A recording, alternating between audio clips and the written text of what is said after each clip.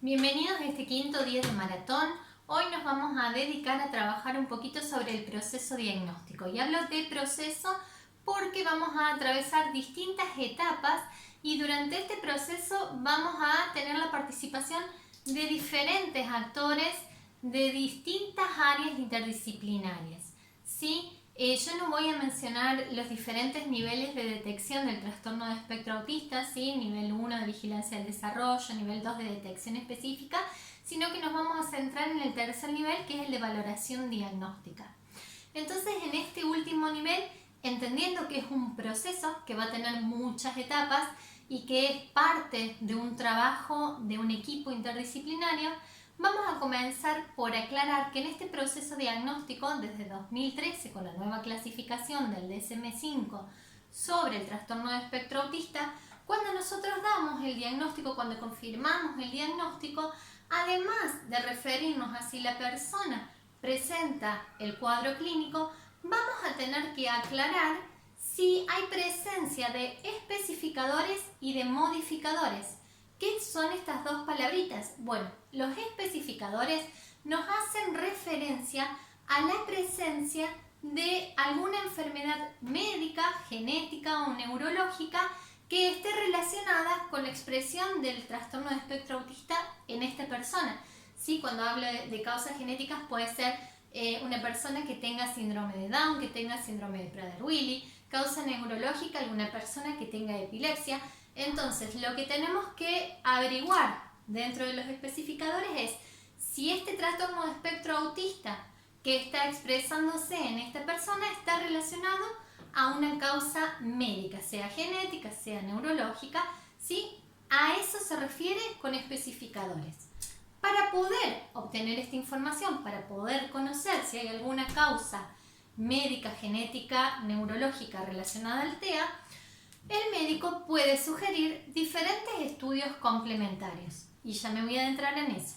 Ahora voy a aclarar lo que son los modificadores. Los modificadores, por su parte, entonces, además de aclarar que la persona tiene TEA, ver si está relacionada a una causa de origen médico, vamos a tener que definir la presencia o no de modificadores. Los modificadores van a generar la gran variabilidad en la expresión del trastorno de espectro autista, ¿sí? El gran abanico de variables. Entonces, y también están muy relacionadas con el pronóstico, porque además de decir si esta persona tiene TEA, si hay o no causa médica, voy a tener que tratar de identificar si, además de la afectación de las dimensiones nucleares de TEA, hay presencia o no de discapacidad intelectual, por un lado. Por otro lado, voy a tener que ver si tiene asociado algún trastorno del lenguaje. Por otro lado, vamos a tener que ver si además hay alguna comorbilidad, entiéndase por comorbilidad algún otro trastorno del neurodesarrollo, por ejemplo, trastorno de aprendizaje, trastorno de las coordinaciones o trastorno por déficit de atención, entre otros, ¿sí? Entonces, hasta acá vamos. El diagnóstico, la confirmación de la sospecha de TEA va a tener que ir complementada con la aclaración de la presencia de especificadores y de modificadores. ¿Qué va a ocurrir en este proceso diagnóstico? ¿Cuál sería el primero de los pasos?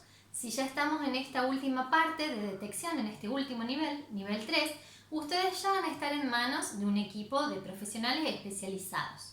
Entonces, el primer contacto que ustedes deberían tener sería con un neurólogo infantil o con un psiquiatra infantil. Este médico va a ser el encargado de hacer un exhaustivo examen físico de su niño, además de una completa anamnesis para obtener todos los antecedentes familiares, médicos, de enfermedades que hay en su familia. Entonces, en función del juicio clínico del profesional, para empezar a aproximarnos a este proceso diagnóstico, el médico va a solicitar estudios complementarios, ¿sí? ¿Qué quiere decir complementarios? Que son estudios que van a ser parte de este proceso diagnóstico, pero que no son esenciales todos. Por eso digo que es a juicio clínico del médico. ¿Por qué? ¿Qué tipo de estudios nos puede solicitar el médico después de esta primer consulta por sospecha de trastorno de espectro autista? Nos pueden solicitar estudios de laboratorio, entiéndase por estudios de laboratorio, interconsultas con genética, interconsultas con metabólica. Nos pueden solicitar estudios de neuroimagen, como una resonancia magnética nuclear del cerebro. Nos pueden solicitar estudios neurofisiológicos, como un electroencefalograma. Nos pueden solicitar estudios auditivos, como audiometrías, potenciales evocados auditivos. Y seguramente también nos van a solicitar una valoración neuropsicológica con perfil para sospecha de trastorno de espectro autista. ¿Y qué va a pasar? ¿Todos los niños que vayan a consultar por una sospecha de TEA van a tener interconsulta con genética? No. ¿Todos los niños van a tener una resonancia magnética? No. En cada caso en particular, a partir de esta primera valoración física y de esta primera anamnesis completa que va a hacer su neurólogo infantil o neuropediatra, es que va a poder definir cuáles estudios complementarios va a necesitar en cada caso. El médico puede solicitar una interconsulta con genética si al momento de la valoración hay algo en los antecedentes familiares que le haga sospechar de la presencia de algún síndrome, o si hay algo en la morfología, en el fenotipo del niño, que le haga sospechar que la expresión de su trastorno de espectro autista puede estar relacionada a alguna causa genética. Lo mismo va a ocurrir con el tema de otros estudios. Por ejemplo, si en el relato de esta primera consulta la familia refiere que el niño por momentos se queda como fijado y parece como ausente, el médico muy probablemente va a querer solicitar como estudio complementario un electroencefalograma para poder descartar la presencia de una crisis epiléptica de forma generalizada, es decir, descartar una ausencia o confirmar que es una catatonía, para poder hacer la diferencia entre catatonía y crisis de ausencia. Y así en cada caso, ¿sí? Por lo general, la mayoría de los niños que está con sospecha de trastorno de espectro autista sí o sí va a tener una solicitación de una valoración neuropsicológica, y después los estudios complementarios pueden variar de acuerdo a cada niño y a la presentación de los síntomas y a los antecedentes que se refieran en esta consulta, más allá de la evaluación clínica que haga el médico, ¿sí? Entonces, los estudios van a depender de eso. Estos estudios complementarios de neuroimagen, neurofisiológicos, genéticos, metabólicos, son los que nos van a ayudar a identificar la presencia o no de especificadores, es decir, a relacionar si este trastorno de espectro autista tiene una causa médica. Por otro lado, el médico va a solicitar estudios en el área de audición, como dijimos recién, que puede ser audiometría o potenciales evocados, y sí o sí una evaluación neuropsicológica con perfil para trastorno de espectro autista, para que se haga una evaluación funcional de la afectación o no de las dos dimensiones nucleares de TEA, es decir, la evaluación de la interacción y comunicación social y de los patrones restringidos y repetitivos en comportamientos, intereses y actividades. Pero además es una valoración, si ustedes vieron mi video cuando hablo de valoración neuropsicológica, es una valoración integral que va a tener en cuenta estas dos dimensiones de forma como más específica, más fuerte, porque hay una aclaración que se solicita para valorar la sospecha de TEA, pero no va a terminar ahí, ¿sí? Entonces, para valorar estas dos dimensiones, además de la experiencia clínica y de la valoración cualitativa que haga el profesional, va a poder aquí implementar el uso de herramientas diagnósticas específicas para el trastorno de espectro autista, si es que la persona que evalúa está certificada, está habilitada para hacerlo y tiene la experiencia.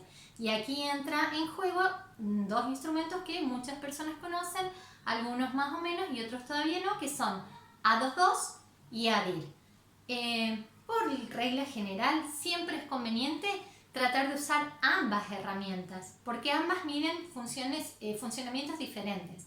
A22 mide funcionamiento actual, en el momento del corte evaluativo, en la sesión que nosotros programamos para evaluar A22, ¿sí? Con lo cual, recuerden ustedes que si en ese momento el niño no presenta patrones de comportamiento restringidos y repetitivos, posiblemente hagamos una mala lectura de este A22, porque para los criterios clínicos diagnósticos del TEA, recuerden que dijimos, de la dimensión de patrones restringidos y repetitivos, debemos cumplir con al menos dos criterios, y esos dos criterios tuvieron que haberse expresado en algún momento de su ciclo vital, no necesariamente en la actualidad. O sea que si en la actualidad el niño va y pide una evaluación A22 y el profesional hace solamente el A22 y en ese momento y ya a la edad que lo ve el niño no presenta patrones de comportamiento repetitivos y restringidos, posiblemente ahí el profesional va a tener un sesgo en su valoración y eso no va a ser fidedigno de lo que realmente está ocurriendo en este núcleo familiar, con este paciente en particular. Por lo tanto, además hay que aclarar acá que las herramientas, ¿sí? Las herramientas complementarias, las pruebas estandarizadas son un complemento a la evaluación y que son muy fieles y que tienen mucha validez, pero si son utilizadas correctamente, es decir, que se pueden utilizar solamente para medir lo que fueron creadas. Es decir, estas dos técnicas fueron creadas para medir las dimensiones de interacción y comunicación social y de los patrones de comportamiento restringidos y repetitivos. Miden esas dimensiones, miden esas conductas, pero no se puede hacer un diagnóstico de eso. El diagnóstico se hace de la integralidad de toda la valoración. Hay que saber analizar y saber interpretar estas puntuaciones que nosotros obtenemos con estos instrumentos, pero el instrumento no diagnostica, el instrumento mide una función. Sumado a eso, en esta valoración, además de evaluar las dimensiones nucleares de TEA, el profesional va a tener que ver si hay discapacidad intelectual o no, cuál es el nivel de comportamiento adaptativo de esta persona, si hay un trastorno asociado de lenguaje o no lo hay, y la presencia de alguna comorbilidad. Todo esto forma parte de una valoración neuropsicológica integral. Por eso vuelvo siempre a recalcar, la valoración neuropsicológica para un niño que está en sospecha de trastorno espectro autista no es solamente A22, tampoco es solamente A22 y ADIR, sino que son esos dos instrumentos, pueden formar parte si el profesional tiene experiencia y está certificado, pero dentro de un marco integral, donde vamos a tener en cuenta estas pruebas estandarizadas, pero también vamos a tener en cuenta toda la información de antecedentes familiares, escolares, médicos, farmacológicos y todos los resultados de los estudios pedidos previamente. Todo esto es lo que va a ser parte de este proceso diagnóstico. ¿Y qué nos va a permitir, más allá de confirmar o no el diagnóstico?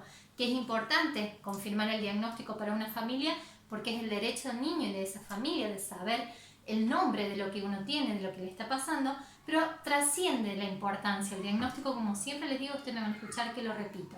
La importancia radica en poder identificar las fortalezas, los intereses y las debilidades de este niño dentro de su núcleo familiar, de esta familia, y poder programar objetivos que sean oportunos y específicos para diseñar una intervención lo más pronta posible y también lo más especializada para este niño y su familia. Ahí radica la importancia del proceso diagnóstico dentro de un marco interdisciplinario y un proceso diagnóstico integral. Bueno, si hay dudas, si hay preguntas, si hay comentarios, los leo y los respondo. Sabemos que es un tema muy amplio y hay muchas cosas para hablar. Por ejemplo, ¿qué pasa después del diagnóstico? ¿Qué hacemos con eso? El impacto que tienen las familias, las modalidades de intervención. Hay muchísimos temas, pero hoy nos dedicamos un poquito a este proceso diagnóstico. Vuelvo a decir, si hay consultas o preguntas, me las pueden hacer que las voy a responder.